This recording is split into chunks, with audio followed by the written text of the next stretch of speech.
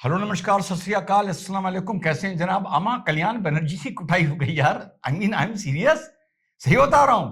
हमने अपना video upload करने के लिए, रिकॉर्ड करने के लिए बैठे तो बंदा भाग के आया कि सर आप तो अभिषेक पे फंसे हुए हो, कितने आउटडेटेड आदमी हो आप अपनी उम्र की तरह। यहाँ कल्याण की कुटाई हो गई। हाँ, तो कल्याण की कुटाई में तो चलो कभी बाद में बात कर लेंगे। अभी अभिषेक का जो कल शाम से लेके अब तक पूरा अपडेट है वो आप लोगों को दे देता हूं। अब कल तक की घटना, जो वीडियो ज्यादा वायरल हुआ है वो आप सब देख चुके होंगे। किस तरह अभिषेक बनर्जी का, जो अमित शाह जी को 4 तारीख के बाद बता रहा था कि यहां पर बंगाल में आकर दिखाओ, खड़े होकर दिखाओ, उसका अंडों से स्वागत हुआ। ये सब आप लोग कल तक देख चुके हैं। एक बात मुझे अभी भी समझ में नहीं आ रही कि सिक्योरिटी के प्रोटोकॉल में, कल भी मैंने वीडियो पे तत्काल ही बात बोली थी कि सिक्योरिटी के प्रोटोकॉल में ये क्रिकेटिंग हेलमेट कहां से आती है। मैंने किसी भी वीवीआईपी या वीआईपी की सिक्योरिटी में सिक्योरिटी वाले को एक एक्स्ट्रा हेलमेट कैरी करते हुए अभी तक अपने जीवन में नहीं देखा है। तो साहब यहां तक आप लोगों को घटना पता है। उसके बाद आप लोगों को आंखों देखा हाल बता दूं एक अपडेट के रूप में। फिर अभिषेक बनर्जी अपोलो हॉस्पिटल पहुंच जाते हैं। अपोलो हॉस्पिटल में उनकी जो प्राथमिक जांच होती है उसमें उनको बिल्कुल हट्टा कट्टा पाया जाता है।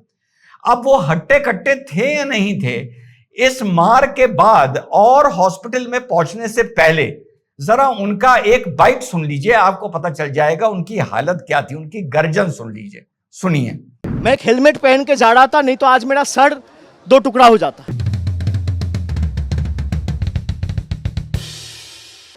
तो इनको जो करना है करने दीजिए, हमारे पास सब रिकॉर्डेड है, हम कोर्ट में जाएंगे and I will go up to the supreme court to fight this case.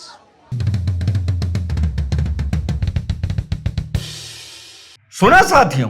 अब साहब जो थप्पड़ लगे, अंडे लगे, कुछ भी लगा, तो ये थी उनकी गर्जन। एक्चुअल बता रहा हूं।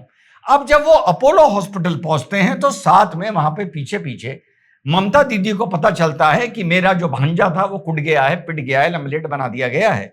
तो वो भी हेलमेट के बिना, भला रिस्क देखिए, वो भी हेलमेट के बिना तत्काल हॉस्पिटल पहुंचती हैं। वहां पर अभिषेक बनर्जी को क्लीन चिट दे दी जाती है। क्लीन चिट का मतलब ये नहीं कि उसके कपड़े क्लीन थे, कपड़े तो गंदे थे, अंडे की जर्दी लगी हुई थी। मतलब हेल्थ के पॉइंट ऑफ व्यू से क्लीन चिट दे दी जाती है कि आपको एडमिट करने की जरूरत नहीं है, आपको इस टाइम बढ़िया सैलून में जाकर नहाने की जरूरत है, बढ़िया शैंपू लगाइए ताकि अंडे की बदबू आनी कम हो। अब साहब वहां पर ममता दीदी बिफर जाती हैं। अब ममता दीदी बिफर के ये कहती हैं कि ये साजिश है और ये चाहते नहीं कि अभिषेक का इलाज हो, और उसको मारने का पूरा मंसूबा भाजपा के नेताओं ने, कार्यकर्ताओं ने बनाया था। अब जब अपोलो फाइनली उनको एडमिट करने से मना कर देता है, फिर उसी अभिषेक की, जिसको मैंने आपकी गर्जन सुनाई, जो उस टाइम भाग रहा था, ये सब हो रहा था, वो तत्काल व्हील चेयर पर आ जाता है। क्योंकि ममता जाके उसके कान में कहती है कि चुनाव हार गए, कोई बात नहीं भांजे, मेरी कुछ इज्जत तो रख ले। मैं कितनी बार कभी व्हील चेयर पे, कभी पैर तुड़वाकर, कभी आंखें बूंद कर, कभी बेहोश होकर नजर आई हूं, तू मुझसे कुछ तो सीख ले। तो उसको फिर व्हील चेयर पर बैठा दिया जाता है। अब वो व्हील चेयर पर बैठ जाते हैं। व्हील चेयर पे बैठने के बाद उनको गाड़ी में चढ़ाया जाता है। घुटने कमजोर हो गए होंगे, कुछ हो गया होगा। अब जब वो दूसरे हॉस्पिटल जाते हैं तो फिर वो लमलेट हो जाते हैं और वो पूरा जो हॉस्पिटल बेड होता है उसी पे लेट जाते हैं। अब उनके बिल्कुल चलने की उनकी ताकत ही खत्म हो जाती है। अब उनको उस बेड से इधर से उधर, इधर से उधर घुमा के ले जाया जाता है और वो हॉस्पिटल भी कह देता है कि भैया ऐसा है कि आपकी स्थिति यहां पर एडमिट करने लायक नहीं है, और आप अगर सैलून नहीं जा सकते तो किसी भी जहां कार वॉशिंग होती है वहां चले जाइए। आपको कार वॉशिंग की जरूरत है, क्योंकि आपकी बदबू तभी हटेगी जब एक हाई पावर जेट वाटर का आप पर मारा जाएगा। अब उसके बाद ममता दीदी को सुनते हैं राहुल गांधी का फोन आता है। राहुल गांधी कहता है स्थिति बताइए क्या है। अब ममता जब बताती है कि भैया उसका इलाज नहीं हो पा रहा, तो राहुल गांधी कहता है कि भैया आप कहीं और ले जाइए। तो ममता दीदी कहती है असम ले जा नहीं सकती, वहां बीजेपी की सरकार है। ऊपर नॉर्थ ईस्ट भी नहीं ले जा सकती, वहां पर जगह जगह बीजेपी है। तो राहुल ने कहा उड़ीसा ले जाइए, तो उसने कहा ममता ने कि भैया वहां पर भी बीजेपी है। तो उसने कहा अरे दीदी फिर बिहार ले जाइए, उन्होंने कहा वहां पर भी बीजेपी है।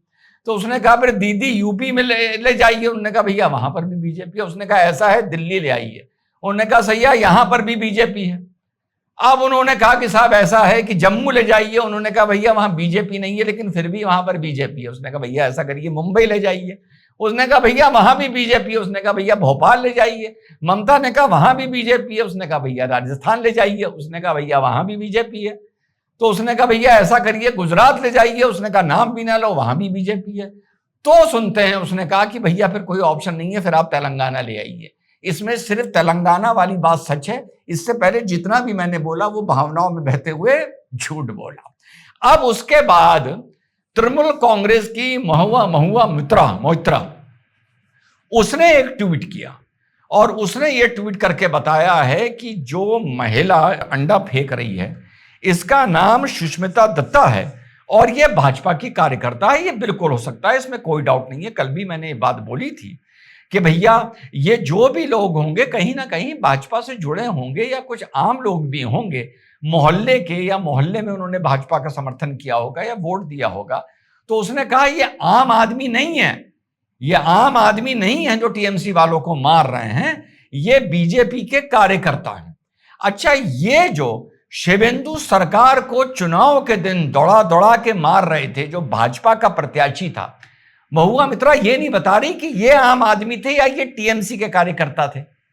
भाई तू ये भी तो बताना कि जो जिन्होंने बंगाल में आग लगाई है, जिसको बोला जाता है लोगों का जीना हराम किया है, वो कौन थे? फिर ये भी बताओ क्या वो आम बंगाली दौड़ा दौड़ा के भाजपा के लोगों का कत्ल कर रहा था? नहीं कर रहा था ना। और ये एक ट्रेंड चल रहा है। मैं फिर से बता दूं, कितनी जगह बीजेपी जीत के आई है, कितनी जगह बीजेपी हारी है। मान लिया कर्नाटका में जैसे हुआ था, लेकिन ये चीज मैं पहले दिन से कह रहा हूं मैंने नहीं देखी। अब जो हमने आपको एक काउंसलर का दिखाया था, काउंसलर को किस तरह नंगा करके सांड की तरह दौड़ाया जा रहा है, उसके बाद एक दूसरा वीडियो आया है जिसमें एक और पदाधिकारी है जो कट मनी लिया करता था, उससे कहा जा रहा है जो तूने काम के लिए कट मनी लिए थे वो हमको वापस लौटा। अब उसकी पिटाई हो रही है और गाड़ी के अंदर बैठे हुए को थप्पड़ लात घूंसे मारे जा रहे हैं। उसके बाद एक वीडियो आया है जहां पर कोई एमएलए का ओएसडी था, वो महिलाओं को किसी हॉस्पिटल में मिल गया, उसका चप्पलों से स्वागत किया गया। तो जो भी ये हम ट्रेंड देख रहे हैं, ये शुक्र है कि जब जीत हुई थी तब हमें हिंसा देखने को नहीं मिली थी।